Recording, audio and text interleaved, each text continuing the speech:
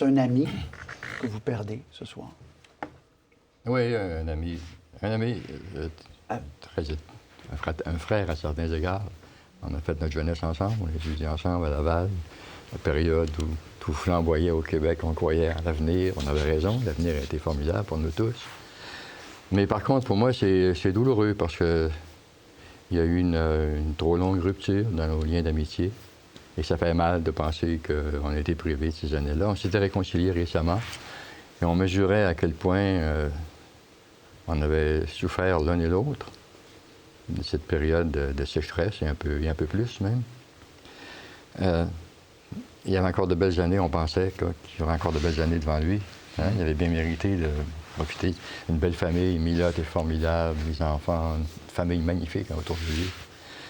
Donc, il y aurait eu un peu la récompense là, de ce qu'il a investi dans le service public. Malheureusement, ça lui aurait été refusé. Donc, beaucoup de tristesse. Moi, redoublé parce que ces belles années d'amitié, de rire, on avait beaucoup de plaisir avec lui. Hein, c'est incroyable. La présence, son intuition émotive était absolument remarquable, remarquable. Il diffusait l'amitié, les relations conviviales. C'était drôle, pas ordinaire. Un conteur d'anecdotes fantastiques. Hein? Oui. C'est extraordinaire. Et puis, surtout que on parle de ces qualités-là, mais il y en avait d'autres, des qualités de grandeur, de noblesse de cœur. C'est un homme qui... Enfin, il a beaucoup souffert, je pense, de nos relations difficiles. De votre rupture. Il était hypersensible. C'est un homme hypersensible. Rien ne pouvait le blesser. Et il a souffert de ça, moi aussi. Ça en dit long sur la politique, hein? Qu'est-ce que c'est, la politique? La politique, c'est quelque chose de pas profondément humain. Si c'est pas humain, ça marche pas, la politique. Il faut qu'on sente l'amour, l'affection, l'empathie. C'est pas fait de calcul, la politique. Les gens pensent que les politiciens, c'est des calculateurs. Non, c'est l'émotion qui se crée autour de quelqu'un puis des relations qu'il entretient. Et lui, c'était un homme d'émotion. Mais en même temps, c'est un grand homme, Brian Mulroney. Nous, on l'a connu de près, là, mais on sait que dans l'histoire, ça va être un grand homme. Ce qu'il a fait, ce qu'il a réussi. Tu sais, le libre-échange, là, tout le monde a rêvé de ça pendant longtemps, ça ne marchait pas. Lui, il l'a fait.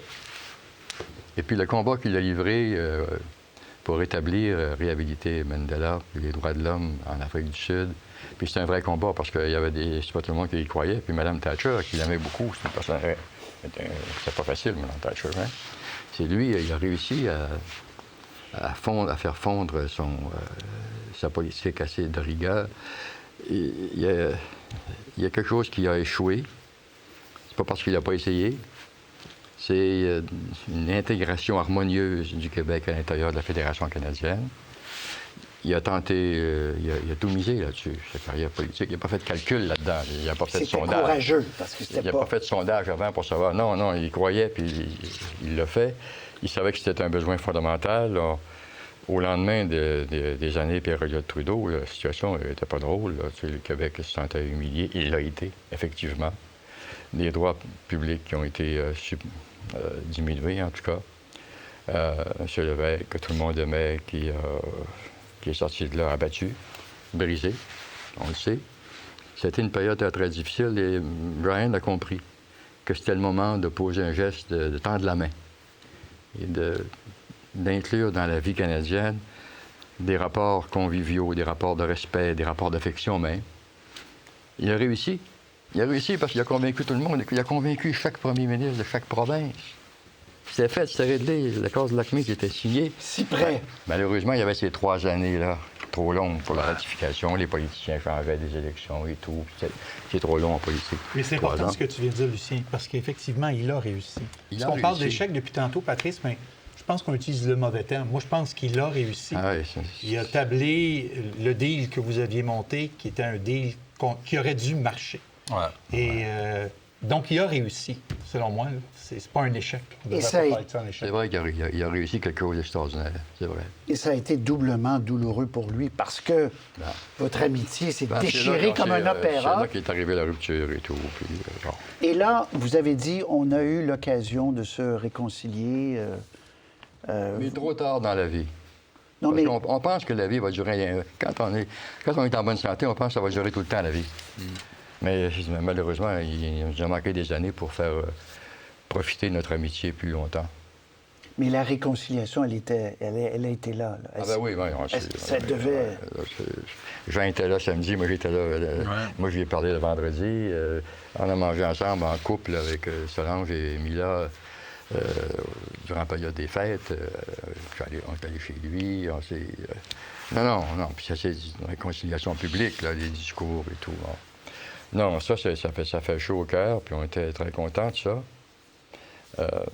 Mais en même temps, malheureusement, toutes ces belles années encore dont on pourrait penser profiter. Il allait avoir 85 ans. Je pense que c'était dans quelques jours. Hein? 20 mars. 20 mars. 20 mars. Moi, c'est de décembre, alors on était presque du même âge. Il y avait une famille fantastique. Hein? Sa famille, c'est magnifique. On parle toujours de sa carrière politique, mais sa famille, c'est extraordinaire, la belle famille. Mais ça vous a fait...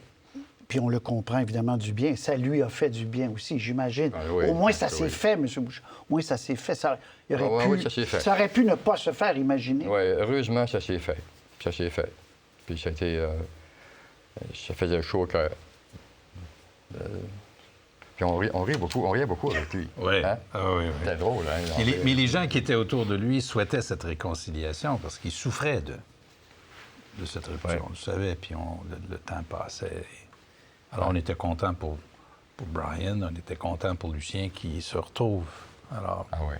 On Je était très dirais contents. beaucoup plus que les gens qui vous connaissaient. Les gens qui ne vous connaissent pas bien, moi, je ne suis pas très intime avec toi, ni je n'étais pas très intime avec lui. Pour beaucoup de Canadiens et de Québécois qui ont assisté à cette rupture, ils l'ont vécu aussi. Ah oui. Et de savoir que vous vous êtes réconciliés maintenant, ouais. avant son décès, je suis sûr que pour beaucoup de personnes... Alexandre t'a envoyé un discours, un échange de discours qu'on a eu, j'ai lu. Oui, j'avais vu la vidéo, oui. Des discours improvisés, là. C'est ça. Ah oui? Il dit, Brian, on l'aimait, Brian. Et c'est ça, il y avait un humour Il d'Irlandais. aimait le Québec, il ne faut pas oublier ça, là. Il aimait le Québec.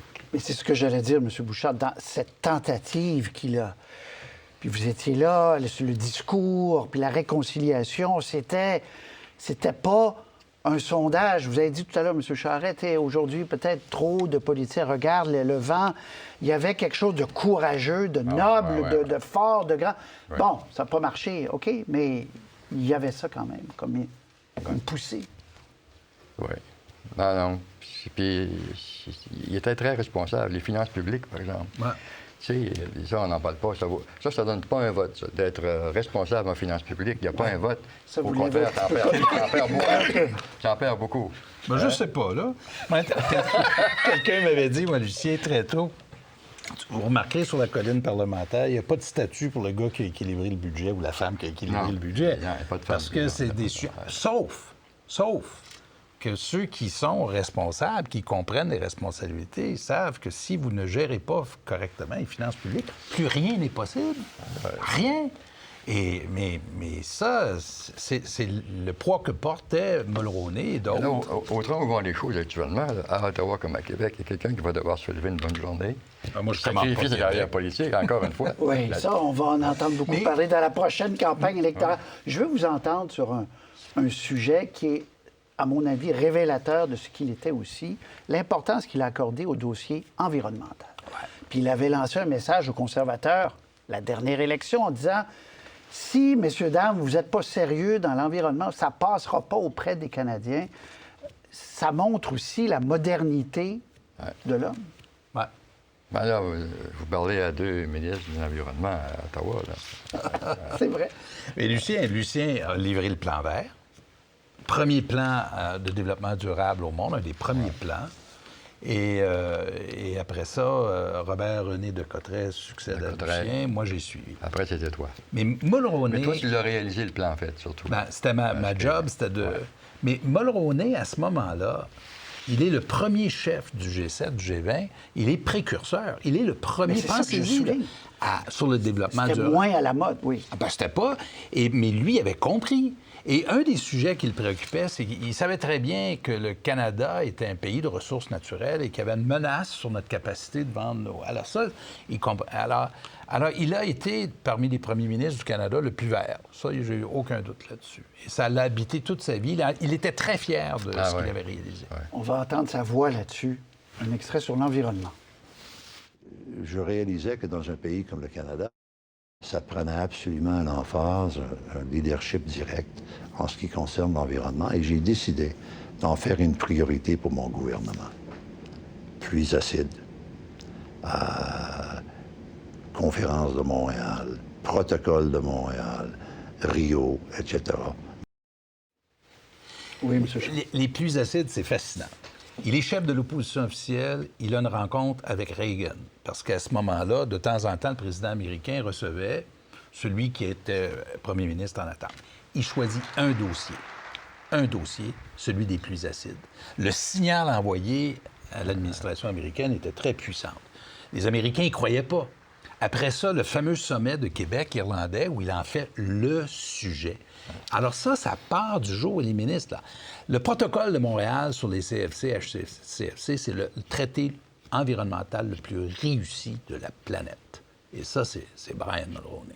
Suivi de Rio, on est le premier pays à signer la Convention cadre sur les changements climatiques. Alors là-dessus, il était précurseur. Lucien, il nomme Lucien en 88, après l'élection.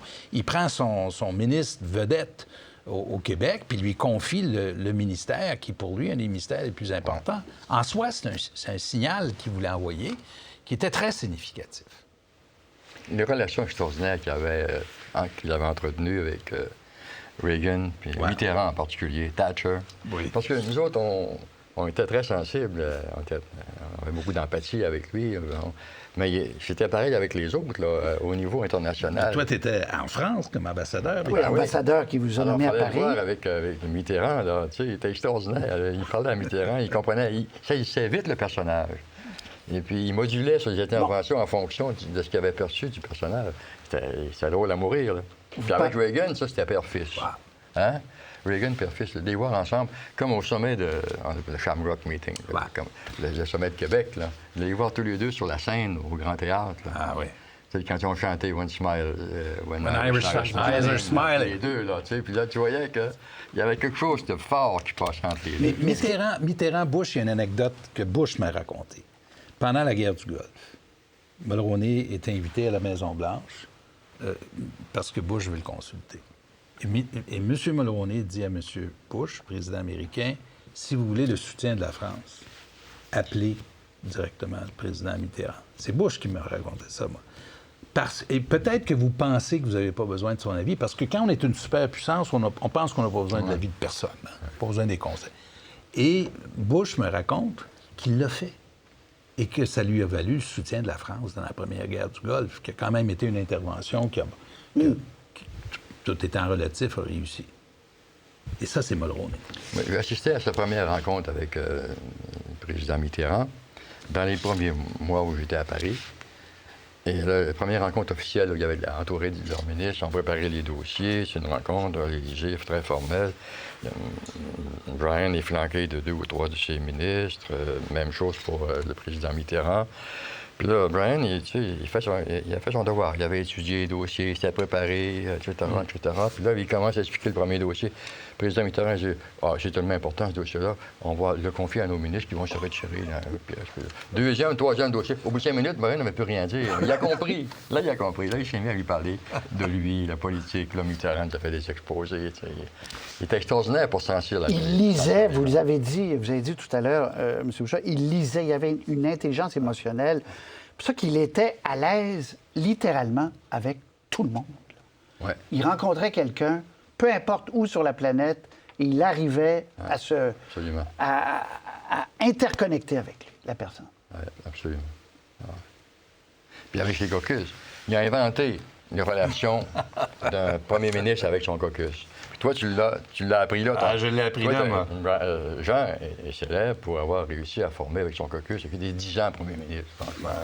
Tu sais? Mais il a toujours eu son caucus avec lui. Puis donc, c'est des relations qui C'est de semaine en semaine. Moi, là, faut c'était que pas ça dure. facile. Ben, J'avais des adversaires coriaces. Il racontait qu'à la fin du mandat, les conservateurs étaient à 15 puis après les réunions de caucus, les conservateurs pensaient qu'il allait gagner. Tellement qu'il était... Mais ça dit beaucoup du personnage. Ah ouais. Il était inspirant. Les députés, les sénateurs, ils venaient tous au caucus pour voir la dernière partie et entendre Mulroney. Écoute, ça les a marqués. Vous les rencontrez aujourd'hui, les anciens collègues, ils vont vous parler de ça. Mais il parlait beaucoup avec son... C'était intéressant.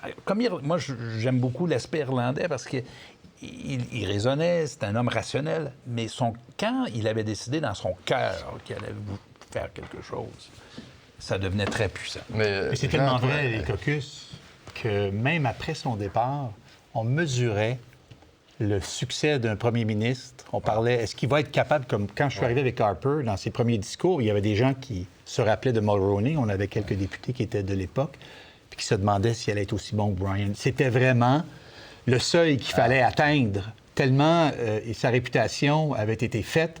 Les gens savaient que c'était ça qu'il fallait que tu atteignes. Autrement, tu avais un problème. Je veux vous entendre, je veux revenir sur un point essentiel. Quand vous avez dit tout à l'heure, M. Charest, il avait cette capacité de vendre des gros projets auxquels il croyait, même s'il savait que ces projets-là allaient lui attirer des ennemis politiques et l'opprobre et des critiques. Là. Ça, c'est pas ça qui fait la marque d'un vrai chef d'État par rapport à... Le libre-échange, c'est lui qui l'a porté. Ouais. C'est très impopulaire au départ. Il l'a porté là, vraiment comme un grand projet qui allait améliorer les relations entre le Canada et les États-Unis, qui allait mousser l'économie du Canada. Puis il y croyait profondément, puis il l'a porté parce qu'au début, c'était pas très populaire. Hein? Non. C'était très difficile. Il voulait changer l'histoire. Il voulait être un premier ministre significatif. Il acceptait à l'avance les conséquences à court terme. Et à ses yeux, à lui, c'était très important de faire ce qui était responsable. Il y avait un sens de devoir dans ce qu'il a... Et puis l'art de la politique, c'est quoi? C'est de prendre ces décisions-là et survivre. Et peut-être même les faire accepter. C'est ça. Mais il ne reculait pas devant ces décisions-là. Et ça, c'est admirable. Et ses députés l'admiraient pour ça. Nous, on en avait beaucoup un profond... C'est pour ça qu'on le suivait. C'est pour ça qu'on le soutenait, parce qu'il avait cette capacité. Et ça, effectivement, transformé le Canada, le libre-échange. On en parlait beaucoup au début de l'émission. Puis vous savez, il s'est retiré jeune. Il était dans la cinquantaine quand il a quitté. Il est resté tellement influent dans notre parti parce qu'on parle depuis tantôt, Lucien et Jean ont été chanceux de pouvoir être aux premières loges avec lui. Mais même après, il y a eu une grande influence sur notre parti. Je le disais avant que vous arriviez. Il y a eu une influence dans la fusion, même si au départ, il pouvait se lever la nuit pour détester les alliancistes. Il a compris.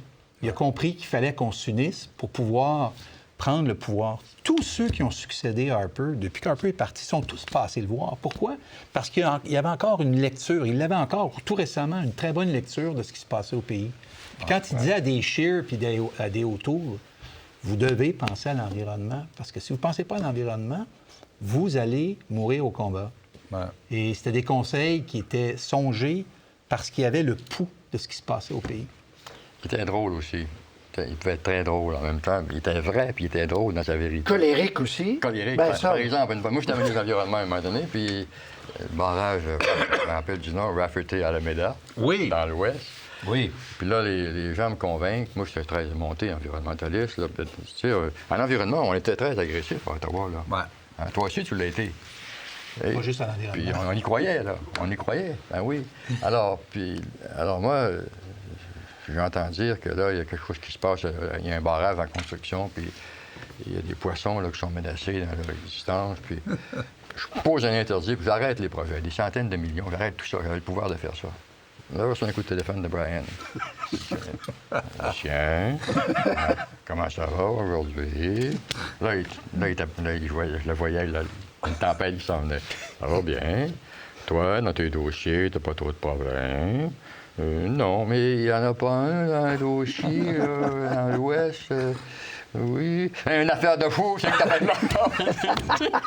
Ici, il y en a combien de poissons? Ben, il y en a 18. Quoi? C'était drôle, hein, oui. Il pouvait... oui.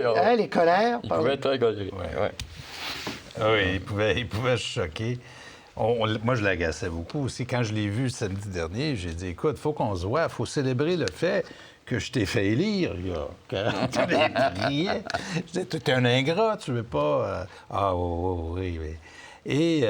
Mais toi, il t'aimait, là. Oui, bien, c'est ça. Ben, c'est une relation qui était plus paternelle. On a dit avant que vous arriviez... Quel âge avais-tu quand tu arrivais? Tu avais 20 Je suis arrivé à 26 ans. C'est son père, c'est son deuxième père. Ouais. Alors, Il était... C'est ça. C'était un mentor, un confident. Il était toujours là quand on avait besoin de lui. C'est l'homme qui... et des gens qui ne connaissaient pas nécessairement, qui vivaient des choses très difficiles.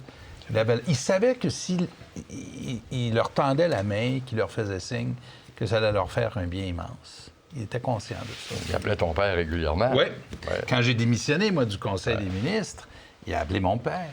Moi, je ne le savais pas. Il a appelé mon père pour dire... Je m'en occupe. C'est temporaire, hein? Ouais. Ouais. Je dois vous laisser bientôt aller, M. Charest, mais je veux qu'on refasse un tour de table sur... Je veux qu'on revienne à cet effort, à cette tentative de réconciliation, et je veux que vous expliquiez aux téléspectateurs jusqu'à quel point c'était un projet qui émanait là, profondément de sa conscience, puis de ce qu'il croyait être un Canada qui allait mieux réussir. Wow. Ben, la première manifestation de ça, c'est Lucien qui contribue directement à la campagne de 84 avec le discours de cette île. Brian était à Vancouver, c'était la campagne, on était au mois d'août. Ça allait pas tellement bien, c'était difficile, ça n'a pas été facile. Il a gagné son élection, graduellement. Il m'appelle, moi j'avais pas voulu être candidat. Il n'était pas content. J'étais avocat à Chicoutimi, puis en tout cas, bon, pour toutes sortes de raisons, je n'ai pas osé plonger, parce qu'aller en politique, c'est une grosse décision, là. Alors, non, je refuse. Il vient me voir avec Mila à Chicoutimi, puis je dis non, etc. Bon. Donc là, il y a quelques semaines, il ne m'appelle pas. Mais la campagne arrive, tu sais comment il était, là. Là, il m'appelle, ben là, alors je me suis installé à Ottawa pendant un mois ou deux, durant la campagne, puis je faisais des discours à Ottawa, là, bon. On se parlait régulièrement. Il m'appelle, il était à Vancouver. Il dit, écoute, là, je m'en vais à cette île, je veux faire un discours. L'économique, une affaire compliquée. Ah oui, il dit, appelle donc un tel et un tel, là, les économistes en renom. Puis, préparez-moi un ébauche de discours pour cette île. Il appelle des économistes, ils pensaient que les libéraux allaient gagner, ils disent non. Je le rappelle, ils disent, Brian, ils disent tous non. Ben, je t'ai suggéré de faire un discours sur l'avenir constitutionnel, parce qu'on en avait parlé ensemble, tu sais. Ben, il dit, essaye-toi, tu sais. Fait que là, on a fait un projet de discours qui a prononcé, il a été retravaillé parce qu'il ne lisait jamais un discours mot à mot, il travaillait dessus, il le mettait à sa main. Mais finalement, moi, j'avais fait le texte, il était parti avec Strathfield. Alors, ça a été déterminant. Oui, c'est ça. Ça répondait. Il a offert une réconciliation aux Canadiens. T'sais, il l'a offert. Il a écouté, c'est assez, parce que du temps de la période Trudeau, c'était pas drôle, là. C'était pas drôle. C'était, en tout cas, on ne parlera pas de ce qui est arrivé, là. Mais il avait besoin d'une réconciliation, puis il l'a senti, Brian. Et puis, il a chevauché la réconciliation. Puis les Québécois, puis les Canadiens ont réagi favorablement. Tout le monde. Ton choix de mots est intéressant parce que Brian le voyait comme ça. C'est le Québec, mais c'est tout le Canada aussi. Il fallait convaincre les Canadiens. C'était pas évident, mais c'est tout le monde. Mais il n'était pas obligé, encore une fois. C'est là le rendez-vous avec l'histoire. Il y a des gens qui tournent à gauche, d'autres qui tournent à droite. Il a décidé d'aller devant puis de le porter, ce rêve-là. Puis il se met à risque. Il se met à risque. Il se met en avant. Là. C'est lui qui... puis il y a un autre aspect de la relation qui est peut-être plus... La période, je pensais à ça l'autre jour, je ne sais pas pourquoi, la période bénie des relations Québec-Ottawa fédérales, où ça a marché le mieux, là, ça a été Mulroney-Bourassa. Hein?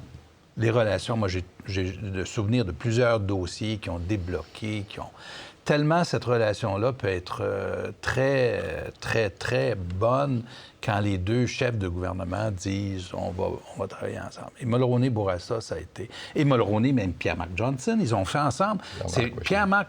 Mulroney était très attaché à l'idée. On en a parlé samedi dernier. Il m'en a parlé parce qu'on parlait d'événements du 40e. Il m'a mentionné la francophonie. où toi, tu as joué un rôle important parce que Lucien, à ce De moment-là... donner au Québec, pour que les gens... De donner au Québec un siège à... C'est grâce à Mulroney. Lucien est à Paris à ce moment-là. C'est Pierre-Marc Johnson qui est premier ministre. Il avait beaucoup d'affection pour Pierre-Marc. Il l'aimait beaucoup. Et pour lui, c'était le grand projet qu'ils avaient réalisé ensemble. Alors donc, cette période-là a été une période exceptionnelle. Et les Québécois voyaient en Brian Mulroney l'homme, l'idéal de ce que pouvait être le Canada pour le Québec. Et ça n'a pas toujours été le cas, malheureusement, dans notre histoire, puis je crois beaucoup au Canada, mais c'était une période qui, pour les Québécois, parlez-en à tous les Québécois, moi, ça me frappe, Michael, quand je les vois, puis ils nous disent, ça, c'est une période... Et M. Bouchard, même dans ce long parcours où vous étiez totalement séparés, j'imagine que vous saviez qu'il avait tout fait pour essayer que ça soit... que la réconciliation ait lieu. Moi, je ne l'ai jamais blâmé de quoi que ce soit, parce que c'est vrai qu'il avait tout fait, il est allé au bout, il avait risqué son gouvernement, sa carrière politique, il avait tout investi là-dedans. Tout investi. Puis, il a failli réussir, hein? Tu sais, les accords de Lac-Mégantic, s'ils avaient été renouvelés, là, Dieu sait ce qui serait arrivé, mais le climat politique, on y croyait parce qu'on savait que ça changerait des choses. Ouais. Il y avait quelque chose de fondamental, là. Que les gens relisent cet accord-là, c'est fantastique par rapport à ce qu'on en est aujourd'hui, là. La situation du Québec, au point de vue constitutionnel, il y a des gains énormes. Et tout le monde savait que si Mig avait été approuvé, on aurait eu une période, un renouveau canadien, un renouveau. C'était j'allais dire une erreur, en tout cas, c'est une conclusion tragique que ça n'avait pas été ratifié à la fin. Mais il avait réussi à faire signer tout le monde. C'était réussi. Mais les 3 années qui ont suivi pour la ratification, c'était trop long. C'était pas de sa faute parce qu'il y avait une obligation. Personne ne le savait à ce moment-là. Le gouvernement change. Ça nous piégé. Ça nous a piégés. Et vous, personnellement, vous vous sentez, j'imagine, soulagé. On s'était déjà parlé de la difficile réconciliation quand les amitiés sont déchirées. J'imagine que vous vous sentez ce soir triste, mais soulagé que vous ayez eu la chance de faire la paix. On a eu 1 an, 6 mois. On était redevenus des amis très proches. On s'est rencontrés en Floride avec nos épouses. On s'appelait régulièrement récemment. Puis, je le voyais partir en voyage à la fin que c'était faible. Ouais. Mais son esprit était encore drôle, il était encore fait. C'était incroyable. Ouais. Oui, jusqu'à la fin, vous disiez, vous lui avez parlé samedi dernier, vous étiez là. Il était très lucide, très alerte, mais en même temps triste. Et on sentait qu'il était partagé. Il me dit pendant la conversation, Jean, je pense que je finirai pas l'année. Ouais. Et puis là, bien, évidemment, on conteste tout de suite. On dit, mais non, arrête-toi, là. Il y a un projet, là. C'est le 40e anniversaire de l'élection de son gouvernement cette année. C'est vraiment une occasion de se rappeler de lui, de son héritage. Tour de table, l'histoire, c'est long, mais il est un des grands de l'histoire des premiers ministres canadiens. Aucun doute. Aucun doute. Un des grands premiers ministres du pays. Pour nous, parce qu'on l'a connu, pour moi, le plus grand des premiers ministres, mais il a été un grand premier ministre. Et je dis ça objectivement pour les gens des milieux académiques qui ont mesuré ça un peu, dans la mesure où on peut, c'est la conclusion auquel ils viennent. Grand premier ministre, oui. Grand chef de parti, parce que c'est 2 jobs très différents. Ouais. On n'en a pas eu beaucoup. Non, mais c'est vrai, on n'en a pas eu beaucoup qui ont brillé dans les 2 jobs. Lui, A+, aux 2 places. Et ça, c'est une distinction que le public ne fait pas, mais Michael, mais on vient de la faire pour le public. Bien, c'est tellement important. C'est tellement... Merci beaucoup. Merci beaucoup de nous avoir partagé tous ces souvenirs puis souligné les choses importantes.